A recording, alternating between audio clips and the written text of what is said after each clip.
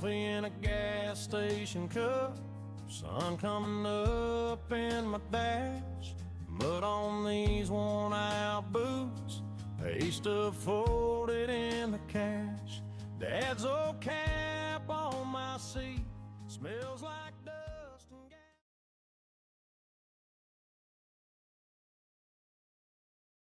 Imagine two people completely unknown to each other, right? And they're pushed to their absolute breaking points by the exact same organization. Mm-hmm.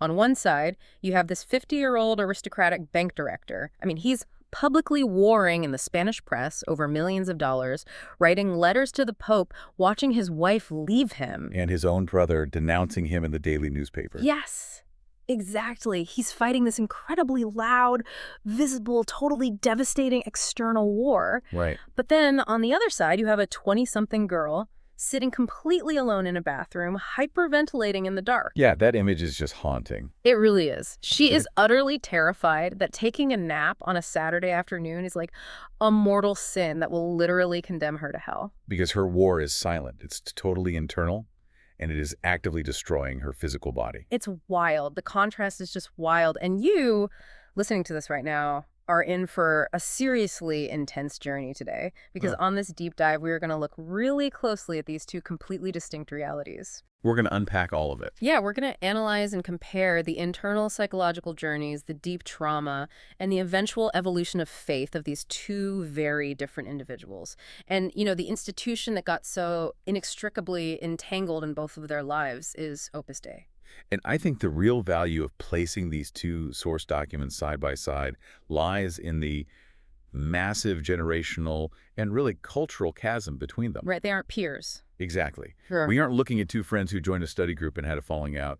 We're looking at a masterclass in how high-demand institutions adapt their mechanisms of control. Mm-hmm. It depends on the era, the gender, and the socioeconomic status of the recruit. Okay, let's establish exactly who we are talking about here. Who is the bank director and who is the young woman? Let's start with the older gentleman. His name is Carlos. Okay. He was born in Zaragoza, Spain in 1934. And his source document is essentially this massive, decade-spanning personal manifesto and testimony that he titled Opus Info. Got it. And 1934, so he grew up in that incredibly traditional pre-Vatican II era of Spanish Catholicism. Very much so. But the most crucial detail you need to know about Carlos is his lineage. Right, this blew my mind. Yeah, Carlos is the biological nephew of Josemaría Escrivá, the founder of Opus Dei. Wait, his actual nephew? Like the man who founded this globally massive, intensely private religious institution is literally just Uncle Josemaría to him. Precisely. I mean, Carlos's father is Josemaría's first cousin, Yeah. and they grew up incredibly close. Wow. So Carlos has this unprecedented, deeply intimate vantage point. He doesn't enter the organization looking up at some mythical saint. He enters looking at a family member. Exactly. Okay, so what about the young woman in the bathroom? Her name is Marina. She is a millennial, currently around 35 years old. So totally different generation. Completely. Her source material is a memoir titled La Obra, which translates to The Work, which is, the colloquial name members use for Opus Dei. Right. And she doesn't have any family ties to the founder, right? None whatsoever. She grew up in a very large, normal, working-class family and was recruited into the institution at the incredibly vulnerable age of 14. 14, that's so young. It really is. And she spent a decade inside before she finally found a way out. So we have a man born in the 1930s who knew the founder as this eccentric relative, and a millennial woman born roughly 50 years later who was systematically taught to revere that exact same founder as an infallible, literal saint handpicked by God. The psychological baselines could not be further apart. And that is exactly what we need to unpack today. How does the exact same institution shape and ultimately fracture the human psyche across two entirely different generations? Because the way the trauma manifests and the way the control is actually applied is night and day. Totally. But to understand how they both reach those terrifying breaking points we mentioned, we really can't start at the end. We have to start at the foundations. Right. We need to examine how their individual concepts of faith, of God, and of themselves were constructed long before Opus Dei ever actively sank its hooks into them. Okay, so let's look at Carlos first. We're talking about Zaragoza in the 1930s and 40s. The middle of, and then the immediate aftermath of, the Spanish Civil War.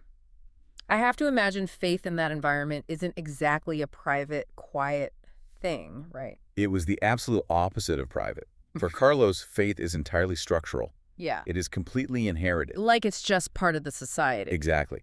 In post-war Spain, under Franco, the Catholic Church and the state were practically fused. Right, national Catholicism. Yes. Religion wasn't this internal journey of self-discovery. It was the air you breathed. It was the architecture of society. Carlos actually describes his early religious life entirely through the lens of external actions, mostly driven by his parents. He mentions his mother a lot in this context, I noticed. His mother is basically the pillar of traditional piety in his life. She's the one dictating the schedule of faith. Right. She takes him to constant novenas, which, are 9 days of repetitive public prayer. She makes sure he goes to confession with the Capuchin friars. And crucially, she enforces the First Friday's devotion. I saw that in the notes, but I'm not entirely clear on the mechanics of it.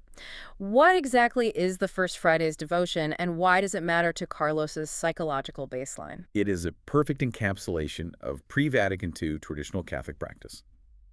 The devotion comes with what is essentially a spiritual guarantee. A guarantee? Yeah. If you go to confession and receive communion on 9 consecutive First Fridays of the month, the promise is that you will not die in a state of mortal sin. You will be granted final repentance. It sounds almost contractual, like buying an insurance policy for your soul. That is exactly how it functions psychologically. Yeah. It is a set of external, measurable actions you perform to guarantee a specific spiritual result. Put the coins in the machine and salvation comes out. Exactly. There's very little emphasis on internal emotional states or, agonizing over your personal worthiness. You just do the work. You follow the structure. And if his mother is the religious structure, his father is the societal structure. Mm-hmm. His father is this stern, detached, highly professional figure who climbs the ranks to become the director of the Bank of Aragon. Which, in a city like Zaragoza at that time, makes him basically royalty. I can imagine. The bank director, the mayor, the bishop, these are the absolute pillars of the community. For Carlos, his religious life and his family's high social status are entirely intertwined. Right, so the Catholic faith isn't something he has to agonize over internally because it is simply the societal framework that holds his privileged world together. You perform the rites, you hold the status, you belong. Okay, let me try to conceptualize this. It feels like Carlos's faith is like inheriting this massive antique grandfather clock. Oh, I like that. It's a grand piece of furniture, right? It's always been in the house, it ticks loudly, it proves your family has history and prestige, but you don't really open it up to see how the gears work. No, you just polish the wood and let it run. Exactly, it's just part of the architecture of his life. The grandfather clock analogy is very apt.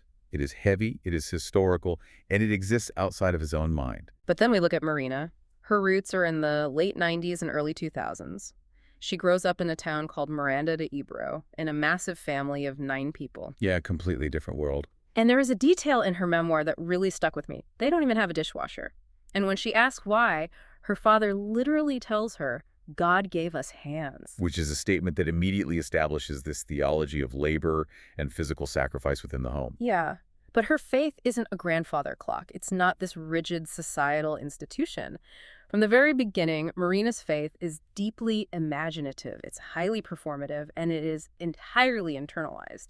And we also see it wonderfully and somewhat tragically mixed with modern millennial pop culture. Yes. Oh my gosh. She writes about how her parents would let the kids stay up late to watch the reality singing competition Operation Triun, which is basically Spain's equivalent of American Idol, right? Right. It was a massive cultural phenomenon. And little Marina would kneel down and literally pray to God that her favorite singer, Alejandro Pereño, would win. It's so endearing. But it shows she inherently wanted to rescue the underdog. She believed her prayers could directly influence reality to help someone she thought was vulnerable. It's very magical thinking. Yes, a deeply empathetic but highly magical thinking process. But that innocent pop culture faith quickly takes on a much heavier psychological weight, doesn't it? Because she isn't just praying for reality TV stars for long. She starts participating in the church in ways that tie directly to her self-esteem. She volunteers to do the readings at Mass. Mm-hmm. And why? Because she figured out early on that adults praised her for reading well. She writes very candidly that she wanted to prove to everyone that she was smart and good. So for Marina, religious participation is not a cultural inheritance like it was for Carlos. Not at all. It is an act of performance tied directly to her worth, to being perceived as a valuable and flawless. And the internal fears she develops as a child are just wild. They are so vivid. She starts reading these specific biographies. Right, and these aren't normal children's books, are they? No, they are biographies of young girls who died of horrific illnesses and were being actively put forward for sainthood by Opus Dei. Girls like Alexia Gonzalez Barros. I'm not familiar with her. Who was she? Alexia Gonzalez Barros is a very important figure in the Opus Dei ecosystem. She was a young girl from a family heavily involved in the institution who developed a malignant tumor and died at 14. Oh, that's so sad. It is. And the literature surrounding her focuses intensely on how she offered up her agonizing physical pain to God, remaining cheerful and devout while literally dying of cancer. Wow. So for a highly imaginative, empathetic child like Marina, reading that has to be traumatizing. Completely. She is reading about a girl her own age suffering horribly, and the lesson she's supposed to take away is that this suffering is beautiful. And required, almost. Right, but there's a specific detail in one of these books that absolutely breaks her. The demonic visions. Yes, in one of the biographies, the sick, dying girl is tormented by the devil, who appears to her as an ugly old woman, and this absolutely shatters young Marina's sense of safety. She becomes terrified of demonic possession, not just a normal childhood fear of the dark or monsters under the bed. It is this visceral, intellectual fear that a supernatural entity could hijack her brain and her body at any moment. Because the literature she is consuming validates that fear. It tells her the devil is real, he targets quote-unquote good girls, and he can appear in your bedroom. So what is her coping mechanism? What does a 10-year-old do with that kind of terror? She keeps a little plastic bottle of holy water on her nightstand. Right. And every single night, she sprinkles it on her pillow to protect herself from the devil infiltrating her dreams while she sleeps. If we look at the psychology of this, we are witnessing the early development of a hypervigilant, self-policing mind. Wow. Yeah. Carlos's faith is an armor he wears on the outside. Marina's faith is already inside the house, policing her internal thoughts.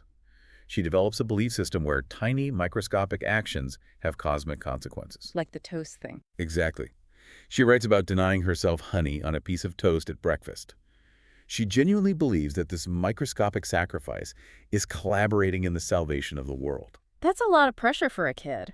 And conversely, if she eats the honey, she is feeling God and letting the world suffer. Putting the weight of global salvation on whether a 10-year-old eats honey is just, it's a massive, crushing burden. It is. So if Carlos's faith is the grandfather clock, Marina's faith is like downloading a highly restrictive operating system disguised as a fun, interactive game. Oh, that's a brilliant way to put it. Thanks. It gets installed in her brain when she's incredibly young, and it fundamentally rewrites her internal coding. Every thought, every spoonful of honey, every dream on her pillow is processed through this operating system. The operating system analogy is critical here because an operating system runs in the background. You don't even realize it's filtering your reality.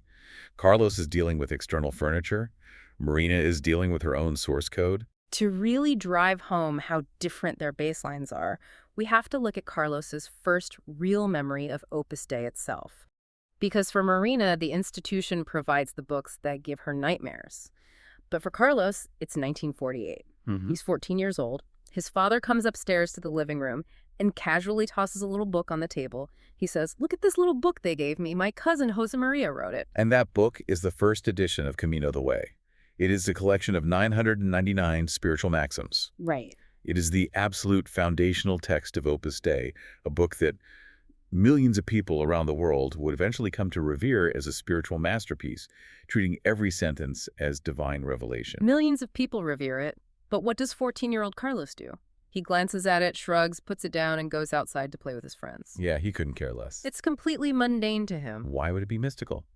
To Carlos, the founder of Opus Dei isn't a saint chosen by God to save the modern world. It's just his dad's cousin. It's the son of Aunt Lola. It's just family. Wait, I need to stop and really think about this. If Carlos sees that his uncle is just a normal, perhaps slightly eccentric relative, how does he ever get pulled into the organization? That's the real question, isn't it? Yeah, because if the mystique isn't there from day one, what is the hook? You don't just wake up one day and accidentally join a high-demand religious group. You're touching on one of the most fascinating aspects of institutional recruitment. Cults, or high-demand groups, do not have a one-size-fits-all net. Right. They tailor the bait to the specific psychology and societal position of the target. Neither Carlos nor Marina magically ended up inside. There is a highly structured recruitment phase, a honeymoon phase. Okay, so walk me through Carlos's honeymoon phase, because it obviously doesn't involve holy water on pillows. Not at all. Carlos's entry happens during his university days in the early 1950s, still in Zaragoza.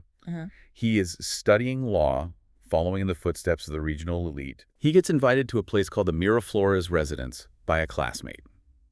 Miraflores is a student residence run by Opus Dei, and the escalation is masterfully gradual. It's never come join our lifelong celibate commitment on day one, is it? Exactly. First, it's just an invitation to a Saturday afternoon retreat, a quiet place to reflect.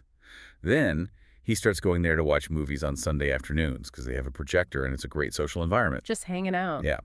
Then he realizes it's a quiet place to study, so he's there every afternoon. And eventually, seamlessly, he is attending daily mass there. But the real draw for Carlos isn't just the quiet study rooms, is it? It's the people. Absolutely. It's the ultimate networking phase. He actually lists the people he's rubbing shoulders with in his document. He's hanging out with future notaries, future bank directors, university professors. The environment is intensely intellectual, and more importantly, it is highly prestigious. Carlos is thriving. He is tapping into the emerging technocratic elite of Spain.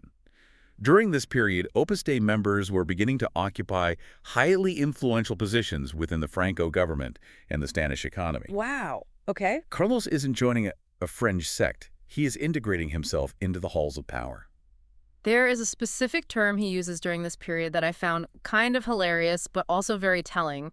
He talks about participating in the Santo Sablazo. What exactly is that? Santo Sablazo translates roughly to the holy shakedown or the holy hit. The holy shakedown, I love that. It refers to the aggressive yet socially polished fundraising tactics they used.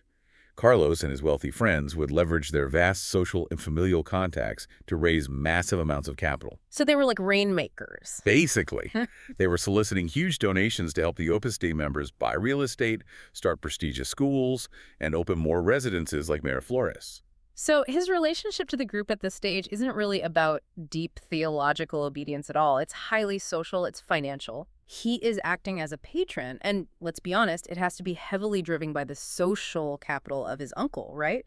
Josemaría Escrivá is becoming a very famous, very powerful man in Spain. Yes, and Carlos is perfectly positioned to ride that wave.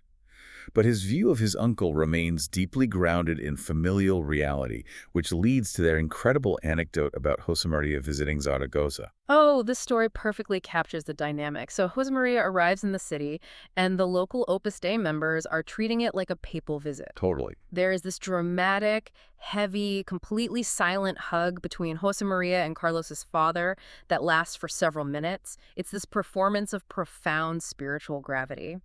And then Josemaría turns to Carlos's mother. In a highly theatrical gesture, he gifts her the personal wooden rosary he uses to pray. You have to imagine the reaction of the room. Carlos has siblings who are already deeply, formally involved in Opus Dei as celibate members. They're absolutely losing their minds. Right. To them, this rosary is a first-class relic from a living saint. It is a sacred treasure. But Carlos is just standing in the back of the room watching this whole production. And what does he think? He thinks, it's a nice piece of wood. He literally just sees a rosary. It's just a rosary. He sees the theatricality of it. He sees his uncle performing the role of the mystic. This is the crucial divergence. If we look at the sociology of charismatic leadership, think of Max Weber's theories. The leader requires followers who project divine authority onto them. Right, they have to buy it. Carlos's siblings do this, but Carlos retains his ego. He retains his strong, independent sense of self. He looks at the leader of the organization and sees a man who is brilliant, sure, perhaps a great organizer, but also deeply vain and a bit of a showman. Okay, so I have to push back here. If Carlos sees that his uncle is vain and theatrical, if he sees through the mystical facade, why does he spend decades raising millions of pesetas for him? Why does he stay in the orbit? That doesn't track logically to me. It tracks perfectly if you understand the currency of 1950s Spain. Carlos doesn't need his uncle to be a saint. He needs his uncle to be a winner. Oh! Carlos is operating with the group as a peer, an ally, a patron. He agrees with their broader conservative mission to Christianize society and fight secularism. He likes the prestige, he likes the network, and he likes the influence. He's building his own identity alongside the group. Wow. Okay, that makes sense. It's a pragmatic alliance. But Marina, Marina doesn't have a pragmatic alliance. Marina's induction is a psychological lock-in. The contrast is horrifying. While Carlos is invited to intellectual salons and networking events, Marina is invited to a club for girls. Yeah. And this club operates as a completely enclosed, parallel universe to her normal teenage life in the early 2000s. While other girls her age are navigating middle school, discovering boys, dealing with puberty, and listening to pop music, Marina is being slowly, systematically conditioned. Cultic studies often refer to this as the use of loaded language or an in-group lexicon. Marina describes the older women who run the club, the numeraries, who are fully committed, celibate members living in the centers. She notes that they speak in this hypnotic, gentle whisper. It is a highly controlled, softly persuasive tone. They use specific jargon that outsiders don't understand. They tell her she needs to make small mortifications. Exactly. Small sacrifices, like the honey on the toast. They slowly isolate her worldview until the club is the only place that feels safe, holy, and pure. The outside world is painted as dangerous, secular, and full of sin. And then the trap snaps shut. She is 14 years old. She is at a summer camp in southern Spain run by the club. And the directors sit her down and tell her she has a vocation from eternity. It is a staggering psychological burden to place on a child. They tell her that God has handpicked her from before the dawn of time, before the universe was even created, to be a celibate member of Opus Dei, 14 years old. Right. She hasn't even finished growing, and she is told the creator of the universe has mapped out her entire sexual and professional future. This is where the concept of identity replacement occurs. The operating system takes full control.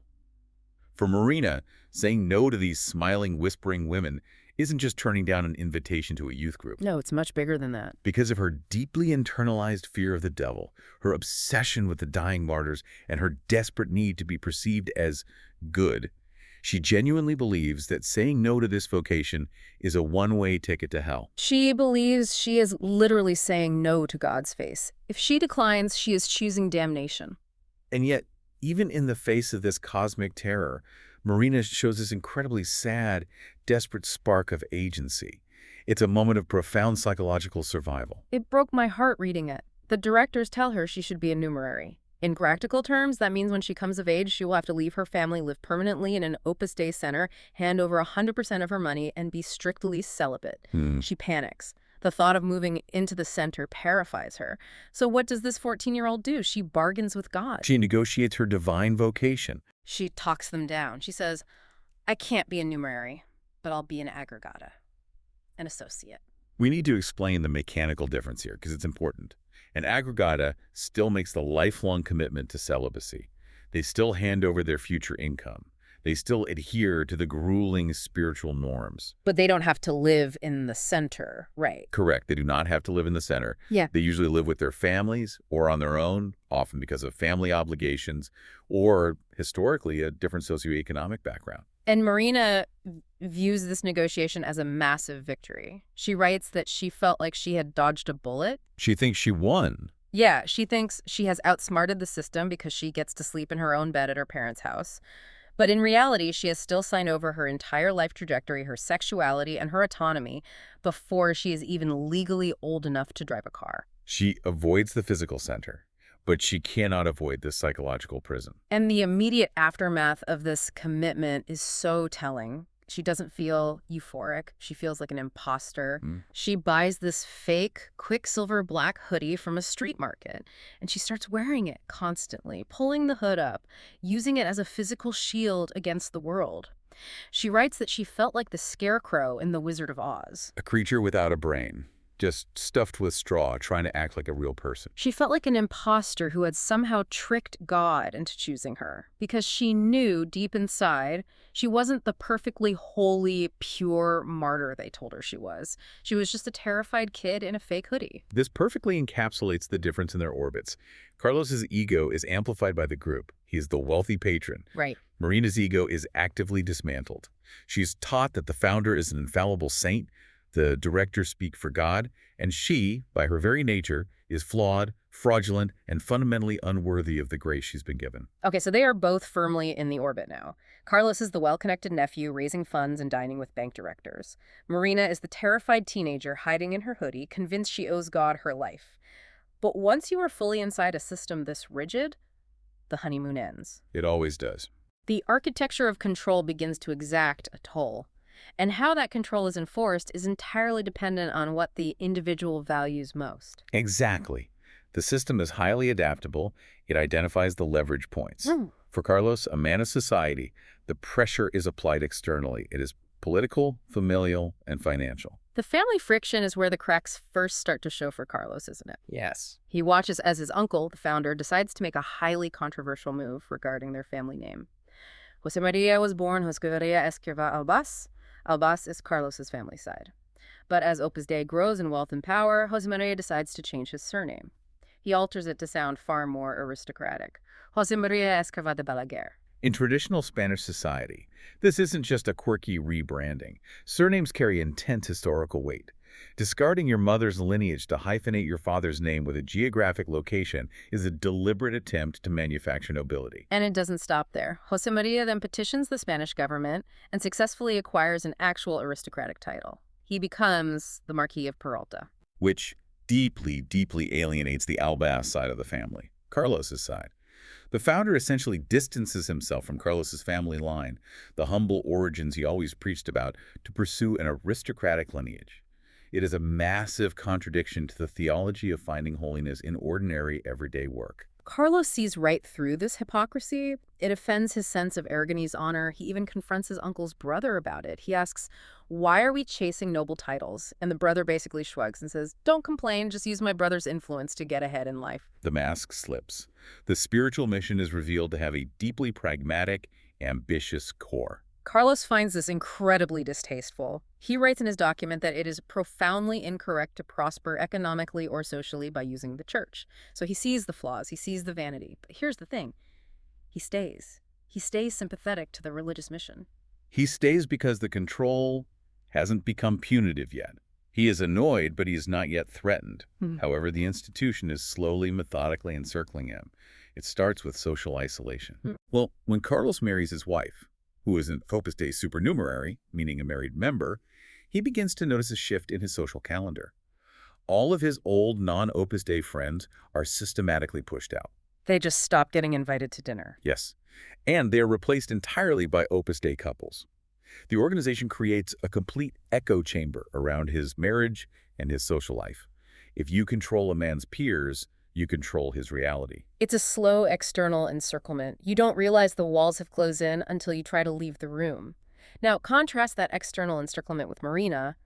The control she experiences isn't about noble titles or dinner parties. It is intensely internal, and it is brutally somatic. It is physically inscribed on her body. When an institution bypasses the intellect and directly controls the nervous system, the trauma is profound. The physical demands placed on this teenage girl are staggering. She is sent to study in Burgos, a city in northern Spain known for freezing winters.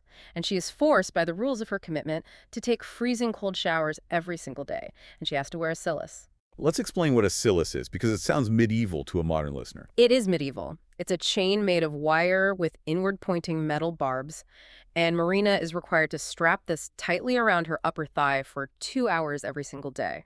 She wears it while sitting in class, while walking around. It leaves deep indentations, red marks, and wounds in her flesh. The theological justification given to her is that this physical pain unites her with the suffering of Christ on the cross. But the psychological reality is that it constantly tethers her attention back to the group's control. She cannot forget her commitment for a single hour because her leg is bleeding. And eventually she is moved to a center in Bilbao to attend university. But she isn't just a student. She is put to work doing grueling domestic physical labor. She is cleaning the dormitories of the male university students, making beds, scrubbing toilets. And she has to hand over whatever she technically earns from this labor directly to the directors of the center. She is functionally an indentured servant, paying for her own indoctrination. She uses theater as a metaphor throughout her entire memoir, and from a clinical perspective, it is an incredibly apt way to describe dissociation. She talks about acting a role constantly. To survive an environment that demands constant physical pain, exhaustion, and forced cheerfulness, the human mind fractures. Marina has to split her psyche. She performs the role of the perfect, smiling, compliant, Opus Dei girl, She greets everyone warmly, she prays fervently, she hides her bone-deep exhaustion and her terrifying doubts.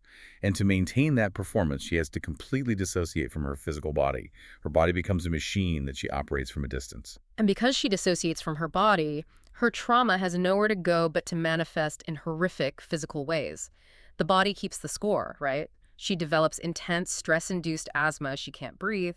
But the most devastating example she gives, the one that really made me stop reading and just stare at the wall, is the story of getting her first period.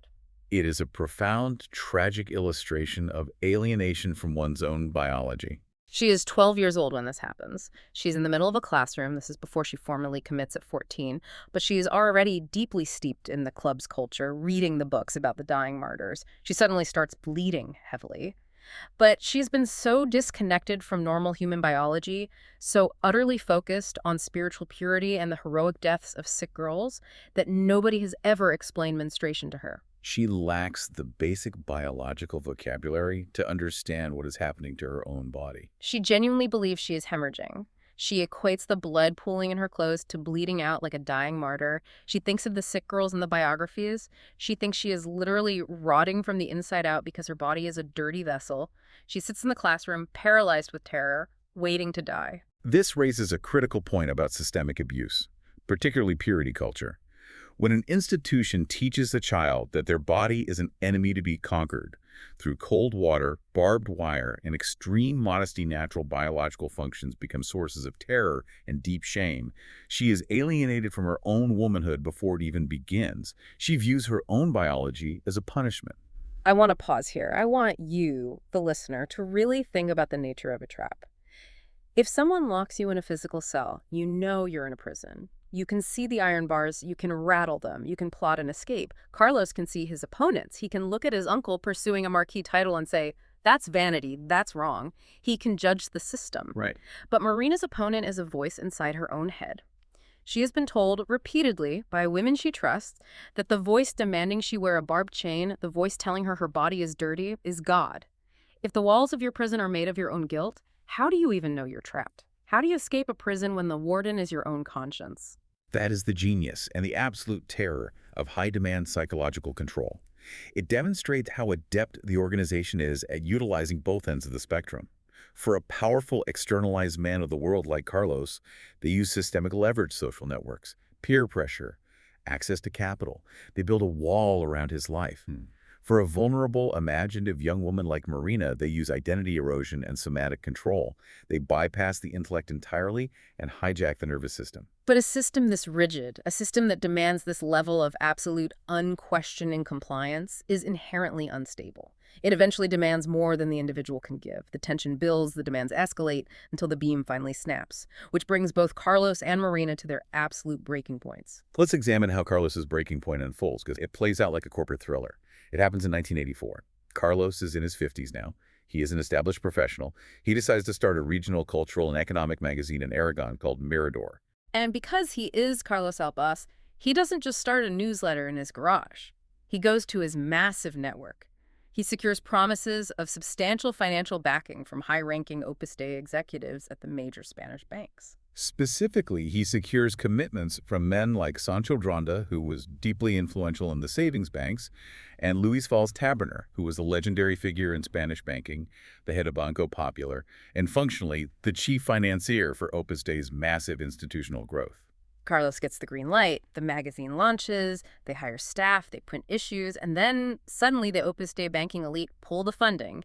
They refuse to honor the loans they promised. They cut off his capital entirely, without warning. And Carlos goes bankrupt. The magazine collapses. But Carlos, being the proud, defiant, honor-bound Aragonese man that he is, doesn't quietly fade away into the shadows to lick his wounds. He fights back. He publicly defends a highly controversial businessman named Josemaría Ruiz Mateos. We need to explain Rumasa briefly. Ruiz Mateos built a massive corporate empire called Rumasa, heavily utilizing Opus Dei networks. In 1983, the Spanish socialist government expropriated the entire holding company, claiming it was financially unsound. It was the biggest financial scandal of the decade. Wow, okay. The Opus Dei banking elite, not wanting to be dragged down with him, entirely turned their backs on Ruiz Mateos. They disavowed him. But Carlos looks at this and sees incredible disloyalty. He sees men of the church abandoning an ally for political convenience. So Carlos defends Ruiz Mateos in the press. He literally writes open letters in the newspapers calling out the Opus Dei bankers by name for their hypocrisy. Which is the ultimate unforgivable sin in a group that prizes absolute unity, discretion, and public perfection above all else. You do not air the family's dirty laundry, Carlos breaks ranks, and the retaliation from the institution is swift, total, and utterly ruthless. It is total ostracization. His business reputation is ruined. But the institutional control goes deeper than bank loans. The ultimate blow lands at home. His wife, who is an Opus Dei supernumerary, is advised by the institution's spiritual directors that living with a man attacking the work is detrimental to her soul. She packs up, takes her children, and walks out. The echo chamber we mentioned earlier is activated against him. And if losing his marriage wasn't enough, his own biological brother, Luis, who is a fully committed Opus Dei member, writes a letter to the newspaper. Luis publicly calls Carlos a liar in print, defending the organization's reputation over his own brother's integrity. He loses his livelihood, his marriage, his children, and his siblings in one fell swoop. The institution excises him like a malignant tumor. He's completely isolated. Seeking some kind of explanation, Carlos manages to get a private meeting with a man named Antonio Perez Tenisa. Who is he? Perez Tenisa was formerly one of the highest-ranking men in Opus Dei. He was a priest and the Secretary General, basically the founder's right-hand man, but he had a crisis of conscience and had since left the organization. Carlos sits down with him, pours out his heart, explaining the bankruptcy, how he's been abandoned, how his family was torn apart just because he disagreed with the bankers. And Perez Tenisa looks at him across the table and delivers this absolutely chilling line. He says, "For them, you are already dead." You are already dead. It is the ultimate expression of institutional shunning. Because Carlos disagreed, because he refused to bow his head and comply with the financial and political dictates of the group, the institution had erased his existence. He was a non-person. It's brutal. Now, let's pivot to Marina's breaking point. She doesn't have a regional magazine or the phone numbers of national bank directors. She is in her mid-20s. She has been pushed through an Opus Dei-run university in Pamplona, Navarra, and despite having scholarships and despite working constantly doing that grueling physical labor cleaning dorms, she is drowning in debt. How does an organization that demands your entire life and labor also put you in debt? She owes 27,000 euros. It is unsecured debt handed to her by a bank heavily affiliated with the organization to pay for the living expenses at the Opus Dei centers where she was required to live. It is a structural financial trap. You work for them, you give them your money, and you owe them money. This is a classic component of the BITE model of authoritarian control, financial and behavioral control. It makes leaving logistically impossible. Her mental health completely collapses under the weight of this 27,000 euro debt. The relentless academic schedule, the endless physical labor, and the crushing 247 internal guilt. She hits a wall. She is having intense panic attacks. She's crying uncontrollably in the bathrooms of the university. She can't focus enough to write her master's thesis. And then the symbolic breaking point happens. She physically loses her fidelity ring. The fidelity ring is a simple band that members wear to symbolize their lifelong commitment, their marriage to the work. She loses it, and she completely panics. Yeah. She describes the ring in her memoir as a horcrux, like in Harry Potter, an object containing a piece of her soul. She genuinely believes that because she lost the ring, her soul is severed. She believes God is officially abandoning her. She is at the absolute end of her rope. And notice the institutional response to crisis in both of these cases. It is identical. Abandonment and pathologizing. When Carlos ran out of money and dissented, he was labeled a liar and cut off. When Marina breaks down crying and can't physically function anymore, her directors aren't sympathetic. They are annoyed. They tell her she's just going through a bad streak. They tell her she needs to pray more, that she is lacking in generosity to God, that her exhaustion is a spiritual failing. But Marina, in her desperation, does something incredibly risky. She needs absolution for her anxiety. She feels so guilty for being depressed, so she goes to a different Opus Dei center in the city to confess to a priest she doesn't know, and by a stroke of pure, miraculous luck, she walks into the confessional of a rogue priest. This is one of the most remarkable and tense moments in her entire memoir. She refers to him as the exorcist priest. Right, because remember, her baseline fear is demonic possession. She is sitting in the confessional weeping, telling him she thinks she is possessed by a demon of laziness and depression because she can't get out of bed. She's begging him to cast it out, to give her absolution. But this priest, he's different. He has secretly grown deeply critical of the organization's psychological control methods. He listens to her weeping, and then he slips her a piece of paper with his personal, non-institutional email address. He breaks the chain of command. He tells her, point blank, you are not sinning. He tells her she is not possessed. He tells her she is suffering from severe clinical depression and anxiety. And then he uses his authority as a priest to order her to go see a psychologist who has absolutely no ties to Opus Dei. Which, we must emphasize, is strictly forbidden. Within the group, you are only supposed to see therapists and doctors approved by the organization, professionals who will reinforce the spiritual norms and attribute your depression to a lack of faith. This rogue priest essentially acts as a one-man underground railroad to get Marina secular, objective mental health care. So Marina, terrified but obedient to the priest, goes to this outside psychologist. She sits in the chair, and the therapist gives her her first piece of homework. The therapist tells Marina, this Saturday, I want you to go home, lie on the couch, and do absolutely nothing, and write down what you feel. For a normal 20-something, lying on the couch watching TV on a Saturday is a given. It's the baseline of the weekend. For Marina, it is an agonizing, radical psychological experiment. She lies on the couch and she uncovers a massive, terrifying list of internalized guilts. Guilt for resting, because resting is a sin of laziness. Guilt for not being productive, because she owes God every second of her labor. And then, lying there, she has the darkest realization of all. She realizes that she has a desperate, overwhelming desire to just die. I want to pause on this. It is a critical distinction. This is not a violent, suicidal urge. No, she doesn't want to hurt herself. It is a deep, bone-weary, exhausting craving for death. She just wants her heart to stop beating so she can finally go to heaven, lie down on a cloud, and rest. She figures if she dies, God will just have to find someone else to do his exhausting work, and she can finally sleep. That is the ultimate symptom of institutional burnout.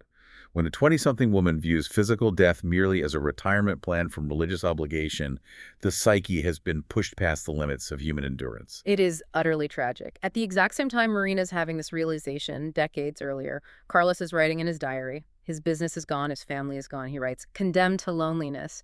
He realizes that he has been excommunicated, his family destroyed, all in the name of a God he no longer recognizes. What we're seeing in both Carlos and Marina in these moments of absolute darkness is the collapse of the false idol. Hitting rock bottom, losing the funding, losing the physical ability to work, forces both subjects to do the hardest psychological work possible. They have to separate the institution from the divine. They have to realize that Opus Dei is not God. Which is terrifying. When those two concepts, the will of the directors and the will of God, have been completely fused together your entire life, tearing them apart feels like tearing your own brain in half. Stripped of their institutional safety nets, labeled as dead by the leaders or defective by the directors, how do they survive? How do a man in his late 50s and a woman in her 20s reconstruct their faith? How do they reconstruct their minds? This brings us to their evolution, their resurrection. And again, because they're different people from different eras, they take completely divergent paths to healing, dictated by their generations and their specific traumas. Let's look at Carlos. Carlos reclaims his faith and his sanity through defiance. Absolute scorching defiance. He writes in his manifesto, I have resurrected, and with my new life I have to continue the fight. I know that the truth will set me free. He doesn't abandon Catholicism. He doesn't become an atheist. Instead, he embarks on a literal one-man crusade against the institution. He becomes a whistleblower from within the church, and his timing is crucial. The institution was moving rapidly to have his uncle, the founder Josemaría Escrivá, canonized. They wanted the Pope to officially declare him a saint. Carlos makes it his absolute life's mission to block this canonization. He writes letters to Pope John Paul II. He compiles massive dossiers and sends them to 73 different Spanish bishops and cardinals. He details everything. He outlines his uncle's vanity, the pursuit of the marquis title. He documents the financial ruin of former members, the pulling of bank loans to crush dissenters. He exposes the psychological cruelty of the organization's shunning practices. He rejects the Opus Dei version of God, a God of rigid rules, aristocratic titles, and punitive financial power. Carlos reclaims his own theology. He writes that his God is not a banker. His God is understanding, charity, and love. He basically sets himself up as the righteous prophet, standing outside the gates of a corrupt temple, screaming at the priests. His psychology in the aftermath is entirely one of a betrayed believer seeking justice. He is an Aragonese man of honor from the 1930s. His honor was impugned, his family was stolen from him, so he must restore his name and fight the corruption head on. He stays within the traditional Catholic framework, but he demands accountability. There is a specific encounter he describes that perfectly captures this righteous anger. Yes, the hotel meeting in Madrid. An Opus Dei emissary, a man named Javier Arnal, comes to meet Carlos to basically tell him to back off, to stop sending letters to the bishops. And Carlos, who has lost everything, looks this emissary dead in the eye and asks, "Do you, members of Opus Dei, even believe in God anymore?" It's a devastating theological critique. He tells Arnold that all their rosaries, all their daily masses, all their perfectly tailored suits are completely useless if they slander people and destroy families behind closed doors. He points a finger at him and warns, "Don't you realize you are risking the salvation of your soul?" Carlos turns the ultimate theological weapon back on them. He uses their own language of salvation and damnation to judge their lack of charity. He takes his power back by claiming the moral high ground. It is incredibly powerful. He is a warrior. But Marina? Marina doesn't want to fight the temple. She doesn't want to write letters to the Pope. Marina reclaims her faith and her life through humanization. Yes. She finally gathers the courage to write the formal letter requesting to leave the organization. She leaves the center. And stepping out into the real world, carrying that massive debt, she realizes she doesn't even know how to interact with normal people. She writes that she has to learn what she calls human language. She has to unlearn the whisper. She has to dismantle that restrictive operating system line by line. And part of that process is dismantling the impossible idols she was given as a child. She writes this brilliant section about realizing that she was taught to idolize a version of the Virgin Mary that was essentially a cyborg. A cyborg Mary. Explain what she means by that. She realizes the Mary she was told to emulate was this bloodless, flawless ghost. A Mary who was never fat, who never got her period, who never got angry and yelled at Joseph, who never had to take a taxi home after a late night out. It was a sanitized, impossible standard of femininity designed by celibate men. Marina realizes she cannot live up to a cyborg. So she stops trying. She embraces her humanity in all its messy, imperfect glory. Her psychology is not one of a whistleblower seeking systemic justice like Carlos. It is the psychology of a survivor learning how to walk again. She starts doing normal things that feel incredibly radical to her. She dates a human, which is her term for non-Opus Dei guys. She goes to a friend's apartment, smokes a joint, and just lies on a mattress listening to R&B music. She lets herself just be, without guilt, without performing. And crucially, she returns to her childhood love of theater. But this time, she isn't dissociating. Exactly. Instead of acting a role written by a spiritual director to survive, she actually writes her own theatrical play to process her trauma. She puts her pain on a stage. She takes control of the script of her life. That is the ultimate therapeutic victory for Marina. The bite model relies on controlling a person's behavior, information, thoughts, and emotions. By writing her own play, she reclaims all four.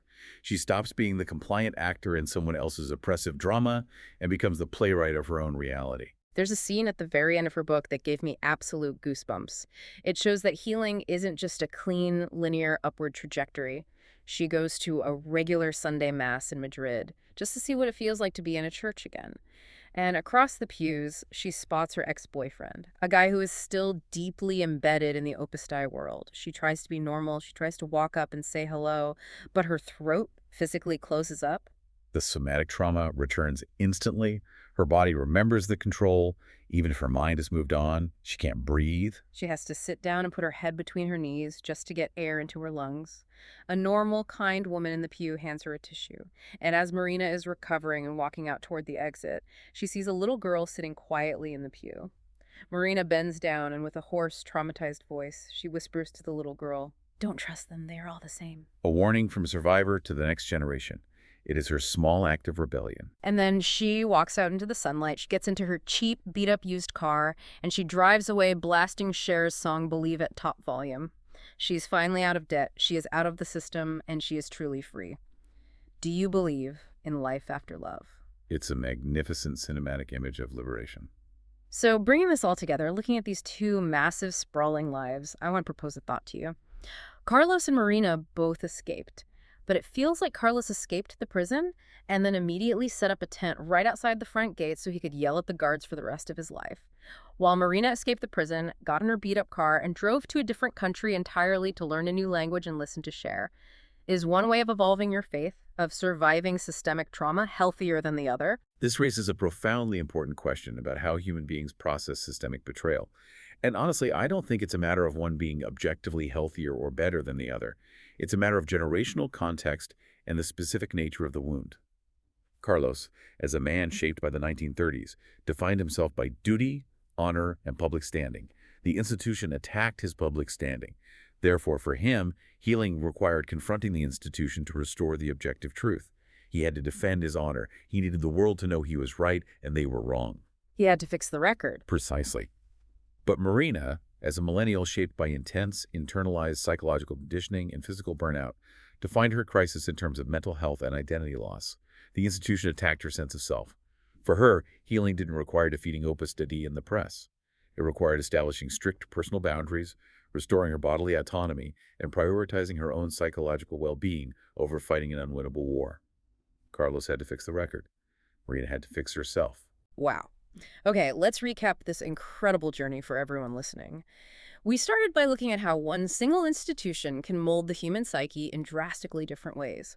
For a man of the 1930s, control meant leveraging social prestige, bank loans, and aristocratic titles to build a wall around his life. For a young woman in the modern era, control meant weaponizing her own childhood guilt, using physical mortifications like cold showers and barbed chains, and inducing profound psychological dissociation. But the unifying thread, the real takeaway from comparing Carlos and Marina, is the undeniable resilience of the human core. In both cases, the institution pushed too far. They demanded more than a human being can give. And in both cases, the human spirit's fundamental desire for authenticity fractured the mask. Carlos's demand for objective justice and Marina's desperate need for human connection and rest ultimately broke the systemic control. We started today talking about trying to map the murky, confusing waters of faith, trauma, and psychological control. And looking at the lives of Carlos and Marina, I think we've seen that while institutions try to build cages out of theology, rules, and debt, the human mind will eventually find a way to break the lock. The architecture of control is powerful, and it does immense damage. But it is ultimately brittle compared to the human will to exist authentically. So I want to leave you, the listener, with something to chew on, something that builds on everything we've unpacked today about how identity is formed. Think about the scripts you've been handed in your own life. Maybe it's a script handed to you by your family, your culture, your religious background, or even your corporate workplace. How much of what you confidently call your personality or your deeply held beliefs is actually just you being a really good actor in someone else's play? And what would happen if, starting today, you decided to write your own lines? A profound question to end on. Taking control of the script is the first step out of the trap. Thank you so much for joining us on this deep dive. We'll catch you next time. On the center line, count my losses in the passing pines. If every wrong turn still somehow led me here to you, guess I can't complain when I look back through this back road rear view.